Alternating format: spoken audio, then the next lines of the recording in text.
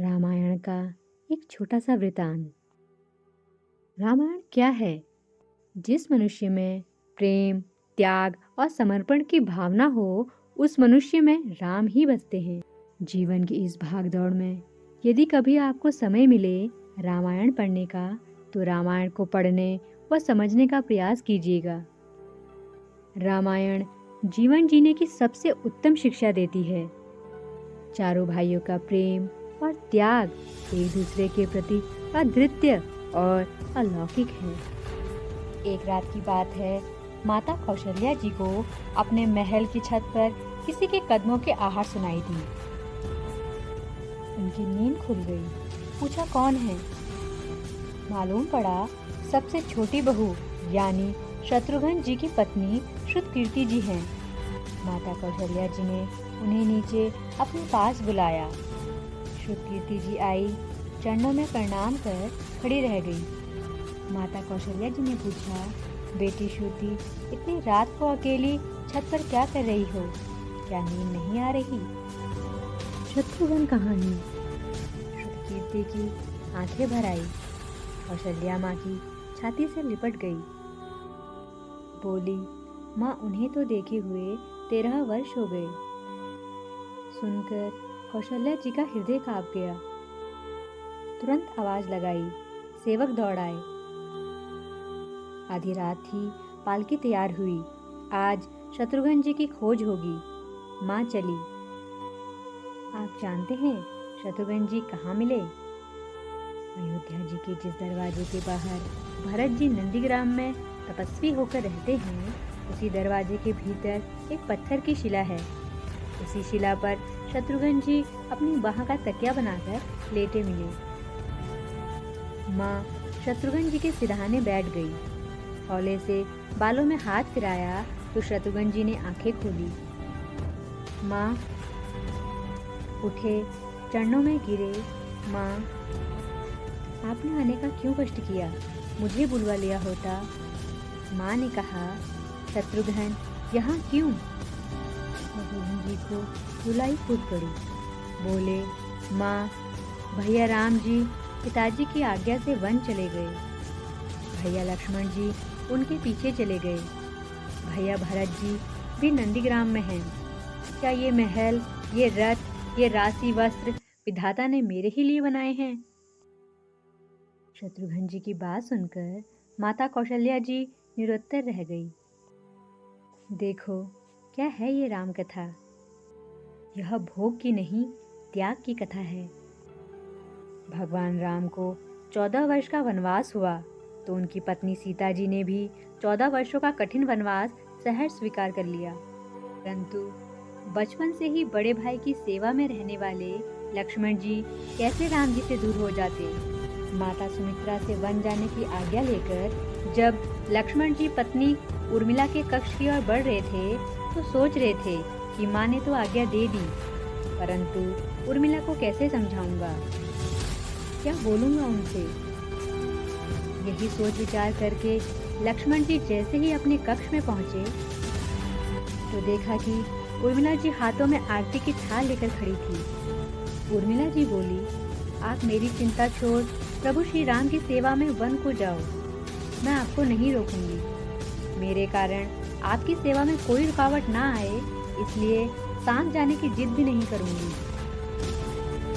जो बात कहने में लक्ष्मण जी को संकोच हो रहा था, परंतु उनके कुछ कहने से पहले ही उर्मिला जी ने उन्हें संकोच से बाहर निकाल दिया। वास्तव में यही पत्नी का धर्म है। पति संकोच में पड़े उससे पहले ही पत्नी उसके मन की बात जानकर उसे संकोच से बाहर कर दे। लक्ष्मण जी प्रभु श्री राम के साथ वन में चले गए, परंतु 14 वर्षों तक पत्नी उर्मिला ने एक तपस्विनी की भांति कठोर तप किया। वहां वन में लक्ष्मण जी प्रभु श्री राम एवं माता सीता की सेवा में कभी सोए नहीं, परंतु उर्मिला ने भी अपने महलों के द्वार कभी बंद नहीं किए और सारी रात जाग जाग कर उस दीपक की लौ को बुझने नहीं दिया। मेघनाद से युद्ध करते हुए जब लक्ष्मण जी को शक्ति लग जाती है, और हनुमान जी उनके लिए संजीवनी बूटी का पर्वत लेकर वापस लौट रहे थे, तो बीच में अयोध्या के ऊपर से गुजरने के दौरान भरत जी ने उन्हें देखकर कोई मायावी राक्षस समझा और उन्होंने हनुमान जी को बाण मार दिया, जिससे हनुमान जी गिर जाते हैं। हनुमान जी सारा वृतांत सुनाते हैं कि सीता जी को रावण हर ले गया, लक्ष्मण जी युद्ध में मूर्छित हो गए हैं। यह सुनते ही कौशल्या जी कहती है कि राम को कहना कि लक्ष्मण के बिना अयोध्या में पैर भी मत रखना, राम वन में ही रहें। माता सुमित्रा कहती हैं कि राम से कहना कि कोई बात नहीं, अभी शत्रुघ्न है, मैं उसे भेज दूंगी, मेरे दोनों पुत्र राम सेवा के लिए ही तो जन्मे हैं।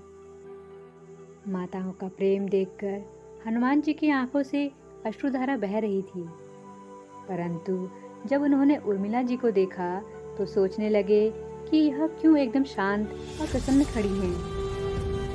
क्या इन्हें अपने पति के प्राणों की कोई चिंता नहीं? हनुमान जी पूछते हैं, देवी, आपकी प्रसन्नता का कारण क्या है? आपके पति के प्राण संकट में हैं। सूर्य उदय होते ही कुल का दीपक बुझ जाएगा। उर्मिला जी का उत्तर सुनकर कोई भी प्राणी उनकी वंदना किए बिना नहीं रह पाएगा। उर्मिला बोली, मेरा दीपक संकट में नहीं है, वो बुझ नहीं सकता। रही बात सूर्योदय की, तो आप बेशक कुछ दिन अयोध्या में विश्राम कर लीजिए, क्योंकि आपके वहाँ पहुँचे बिना सूर्य उदित हो ही नहीं सकते। आपने कहा कि प्रभु श्री राम मेरे पति को अपनी गोद में लेकर बैठे हैं। जो योगेश्वर प्रभु श्री राम की गोदी में लेटा हो, काल उसे छू भी नहीं सकता। यह तो वो दोनों लीला कर रहे हैं। मेरे पति जब से वन गए हैं तब से सोए नहीं हैं। उन्होंने ना सोने का प्रण लिया था, इसलिए वे थोड़ी देर विश्राम कर रहे हैं, और जब भगवान की गोद मिल गई तो थोड़ा विश्राम ज़्यादा हो गया, वे उठ जाएंगे। और शक्ति मेरे पति को लगी ही नहीं, शक्ति तो प्रभु श्री राम जी को लगी है। मेरे पति की हर श्वास में राम है, हर धड़कन में राम, उनके रोम रोम में राम है, उनके खून की बूंद बूंद में राम है। और जब उनके शरीर और आत्मा में ही सिर्फ राम है, तो शक्ति राम जी को ही लगी, दर्द राम जी को ही हो रहा। इसलिए हनुमान जी आप निश्चिंत होके जाएं, आपके वहाँ पहुँचे बिना सूर्य उदित नहीं होगा। राम राज्य की नींव राजा जनक जी की बेटियां ही थी, कभी सीता तो कभी उर्मिला। भगवान राम ने तो केवल राम राज्य का कलश स्थापित किया, परंतु वास्तव में राम राज्य तो इन सबके प्रेम, त्याग, समर्पण और बलिदान से ही आया। लक्ष्मण सा भाई हो, कौशल्या माई हो, स्वामी तुम जैसा मेरा रघुराई हो। नगरी हो अयोध्या सी, रघुकुल सा घराना हो, चरण हो राघव के जहाँ मेरा ठिकाना हो। त्याग भरत जैसा सीता सी नारी हो, लव कुश के जैसी संतान हमारी हो। श्रद्धा हो श्रवण जैसी, सबरी सी भक्ति हो, हनुमान के जैसी निष्ठा और शक्ति हो। जय श्री राम।